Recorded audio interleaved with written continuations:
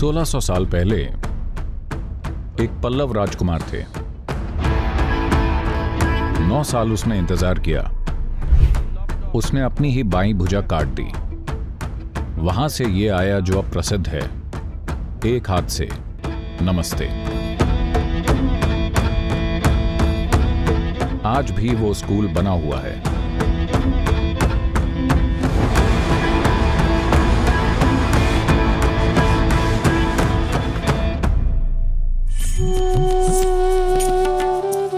लगभग 1500 साल पहले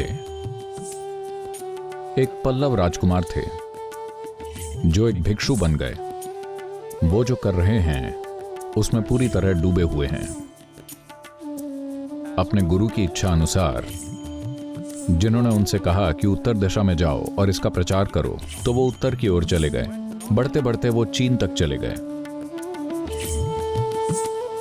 जब वो वहां पहुंचे तो ये खबर फैल गई कि बुद्ध के शिष्य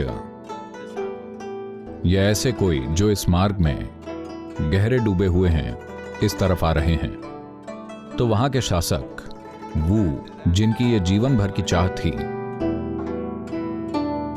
जिन्होंने मेडिटेशन हॉल्स बनवाए, बगीचे, सब कुछ तैयार, सारे बौद्ध शास्त्रों का वहां की भाषा में अनुवाद करवाया, एक गुरु के आने के लिए सब कुछ तैयार रखा। अब जब वो आए तब तक वो 72 साल से ज्यादा के हो चुके थे। वो बोधि धर्म के स्वागत के लिए अपने साम्राज्य की सीमा तक आए। बोधि धर्म इससे प्रभावित नहीं हुए। निश्चित ही उन्हें कुछ आराम की और खाने की जरूरत थी, पर वो इस भव्य स्वागत से इंप्रेस नहीं हुए। पर उन्होंने स्वागत स्वीकार किया और बैठ गए। और जैसे ही वो दोनों बैठे, वो बोले, क्या मैं आपसे एक प्रश्न पूछ सकता हूं? बोधि धर्म बोले, हां बेशक, पूछिए। तो उन्होंने पूछा, मैंने इतने सारे मेडिटेशन हॉल्स बनवाए, इतने सारे बगीचे तैयार किए, इतने सारे अनुवाद, ये सब कुछ मैंने दुनिया के इस हिस्से में बुद्ध के संदेश के प्रसार के लिए किया है। क्या मुझे निब्बाना मिलेगा? निब्बाना मतलब निर्वाण या मुक्ति या आत्मज्ञान। बोधि धर्म ने उन्हें देखा, अपनी बड़ी बड़ी आंखों से घूर कर उनको देखा और बोले, क्या तुम्हें निब्बाना? तुम घोर नरक में जलोगे।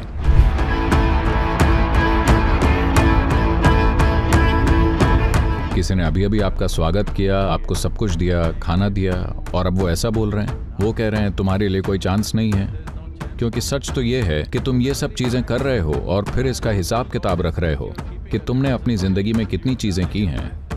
तुम कहीं नहीं पहुंचने वाले। और वो चले गए। कई जगहों पर लोगों ने उन्हें रोकने की कोशिश की, पर वो बस चले गए। और वो एक शाओलिन मंदिर के पास चले गए, पर वो मंदिर के अंदर नहीं गए। वो पास की एक गुफा में जाकर बैठ गए। तो जब बोधि धर्म गुफा के अंदर जाकर बैठ गए तो जनरल शेन पहुंचे। वो उनके शिष्य बनना चाहते हैं, क्योंकि उन्होंने सुना है कि बोधि धर्म कलरी के ज्ञाता हैं, कलरी के महारथी। पर बोधि धर्म एक शब्द भी नहीं बोल रहे। उन्होंने 9 साल इंतजार किया। तब बोधि धर्म गुफा से बाहर आए और मंदिर में गए। जनरल शेन उनके पीछे विनती करते हुए गए, कृपया मुझे अपना शिष्य बना लीजिए।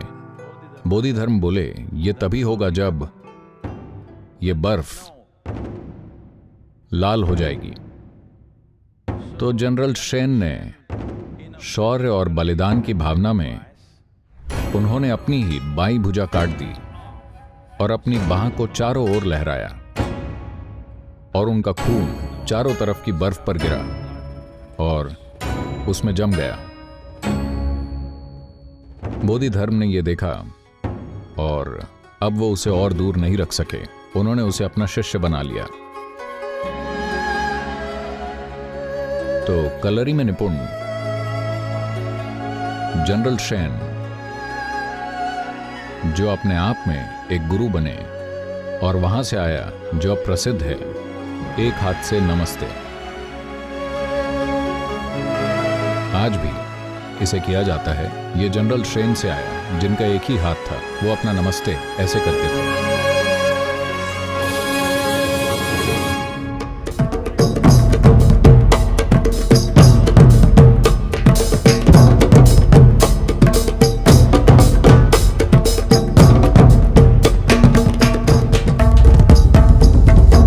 कलरी को सभी मार्शल आर्ट्स की जननी माना जाता है।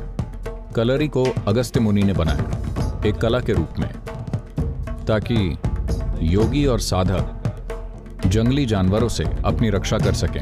It is from here martial arts went to China when Bodhidharma traveled and set up this first Shaolin school. Even today that school is in existence. और यहाँ से ही मार्शल आर्ट चीन पहुंचा जब बोधि धर्म वहां गए और पहला शाओलिन स्कूल शुरू किया। आज भी ये स्कूल है और बढ़िया काम कर रहा है। उन्होंने कई तरह के बदलाव किए हैं, पर बुनियादी स्वरूप कलरी से ही है। असल में ये एक लड़ाई की प्रक्रिया नहीं है जैसे दूसरे मार्शल आर्ट्स बन चुके हैं। ये वास्तव में एक अनुशासन है, एक तरह से योग अभ्यासों का एक उल्लासमय रूप है, जो शरीर का अलग अलग तरह से उपयोग करते हुए आपकी भौतिक, मनोवैज्ञानिक संरचना और ऊर्जा सिस्टम के बारे में आपकी समझ को गहरा बनाता है।